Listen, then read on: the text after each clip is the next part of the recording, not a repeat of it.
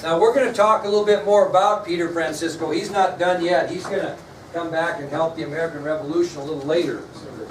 Do you have a tape measure? There is, I think there is some tape back there on my desk if I that's have easier. it. You have it?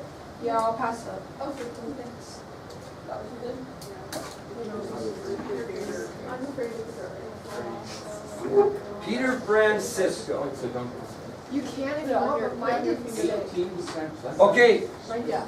kiddos, our next subtopic's an important one. Won't get through it today, but we'll get a start. It's called a change in American military strategy. We're going to have to make a change. We're getting our butts handed to us in this battle. And we're going to have to make a change.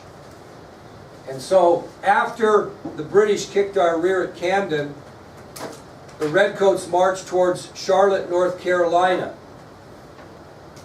Wait, are we on our subtopic Yep, the now? change in American military strategy. So after the victory in Camden, the British are going to continue to press the Americans, and the Redcoats march north towards Charlotte, North Carolina, and their idea is they're going to continue to engage these American forces, destroy them, head north, Revolutionary War over. Okay? Well, we finally figured out, us being the Americans, that we can no longer engage the British and hope to win. We can't go toe-to-toe with them. Can't do it. We're going to have a change in strategy or we're going to lose the American Revolution. Well, at this point in the war, General George Washington decides he needs to make a change. He needs to put someone new to command Patriot forces in the South. Okay, it's not working. We've got to find somebody that gives us a better chance to win. And so at this point in the war, after the loss at Camden, General Washington assigns a new general to lead Southern campaign. His name is General Nathaniel Greene. General Nathaniel Greene will now lead Patriot forces in the South.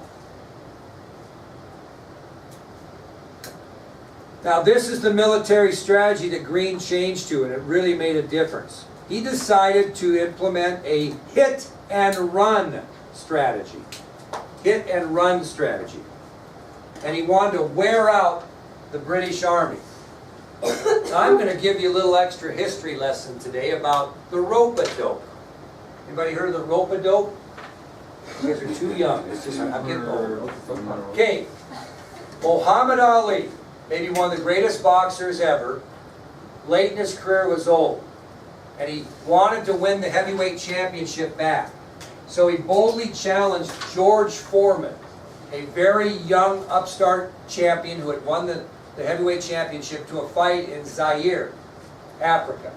And it was a mismatch to beat the man. I mean, Foreman was a great big man, powerful boxer. Ali was a great boxer in his time, but obviously had slowed down. So this is exactly what Muhammad Ali did in this championship fight. He went to a hit and run strategy.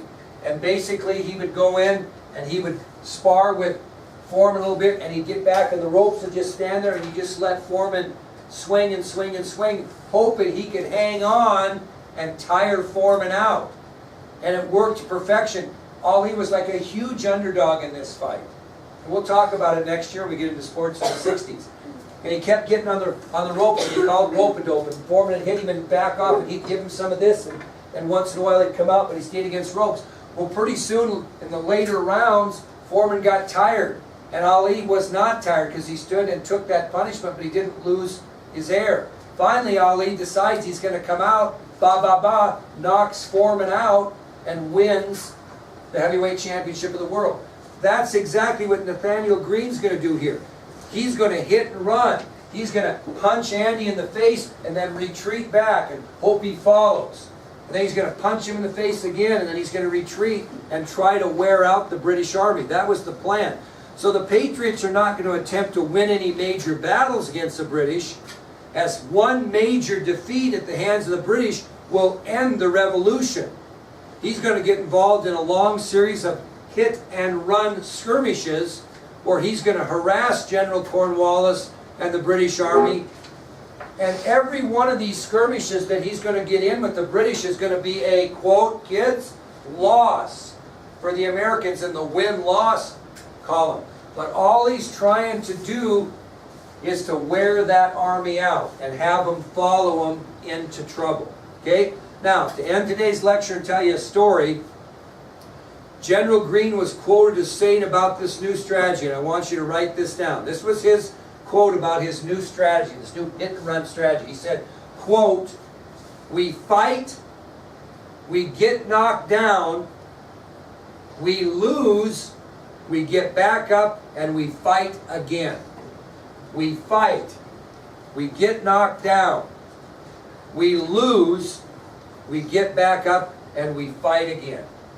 So General Greene was quoted as saying about his new strategy against the Redcoats, quote, "We fight, we get knocked down, we lose, we get back up, and we fight again." Again, I want to compare what's going to happen to Cornwallis and the British to what happened to George Foreman.